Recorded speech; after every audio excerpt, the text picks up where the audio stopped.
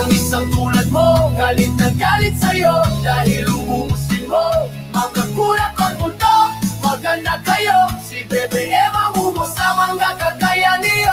Okay, dumako tayo dito sa isa na naman pong may tililing ang pag-uutak. Ano sabi?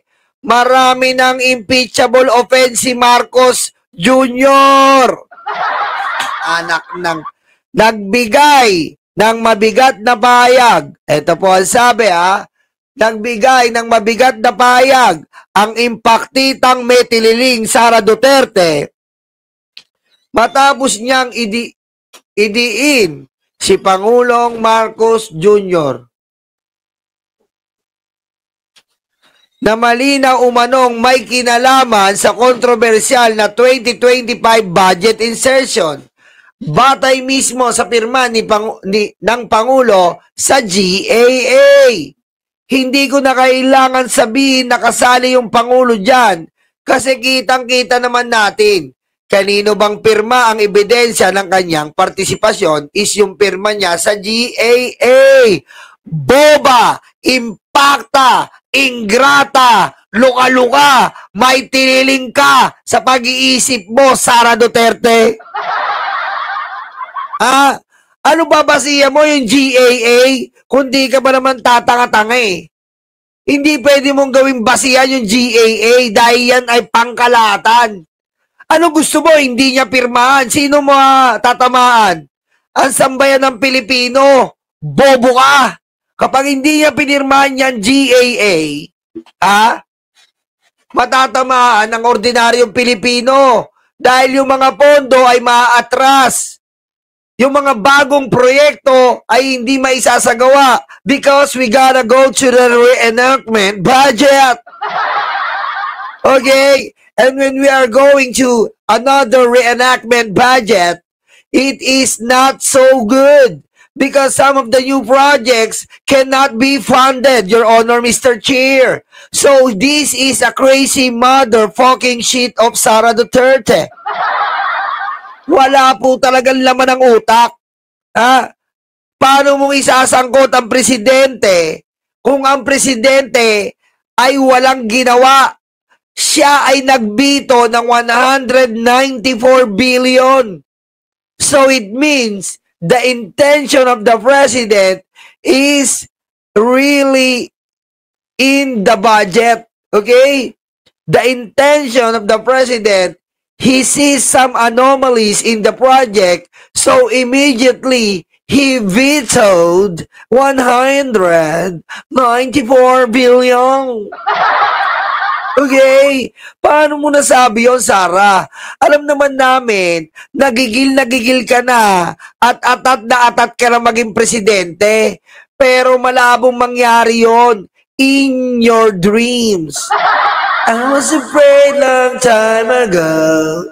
Si Sara Duterte patay gutom to na maging Pangulo.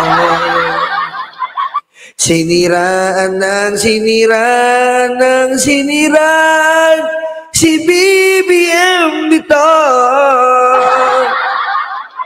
Pero wala pa rin nangyayari. Asa ka pa, o Duterte? Lutang ang pag-iisip niya. Kahit na anong gawin, di maging Pangulo yan in your dreams. Ayop, naisingit na naman. Yeah.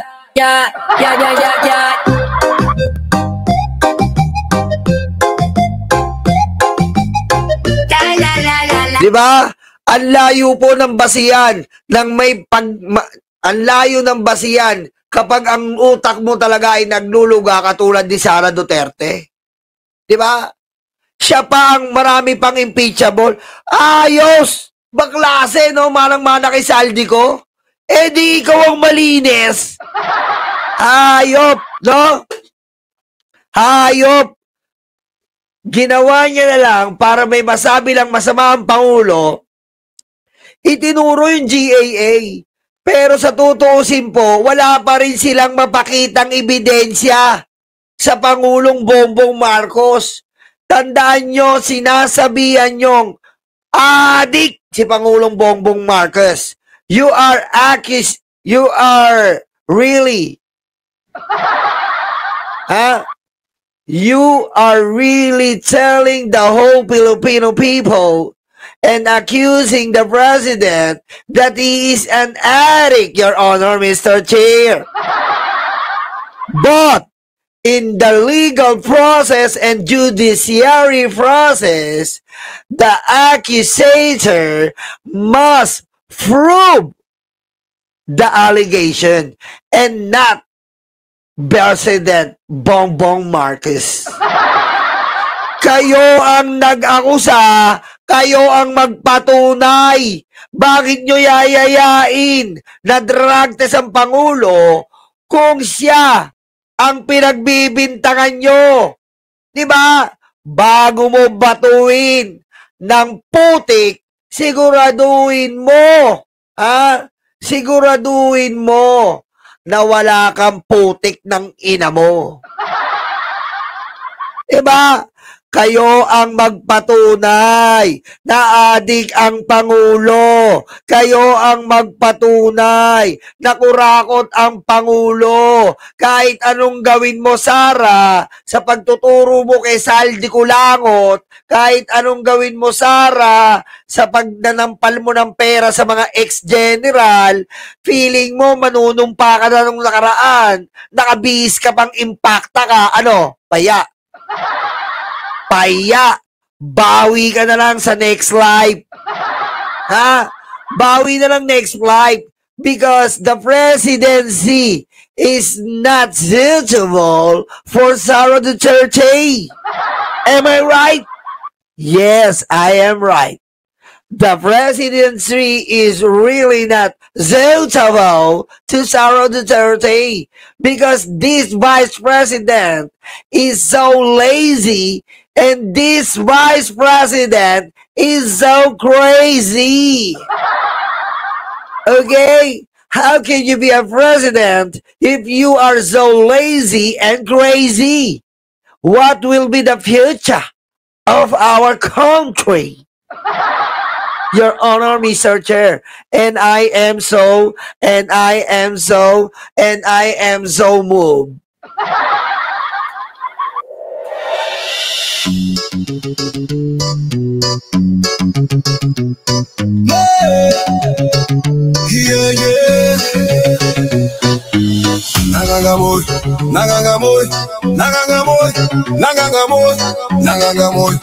Nangangamoy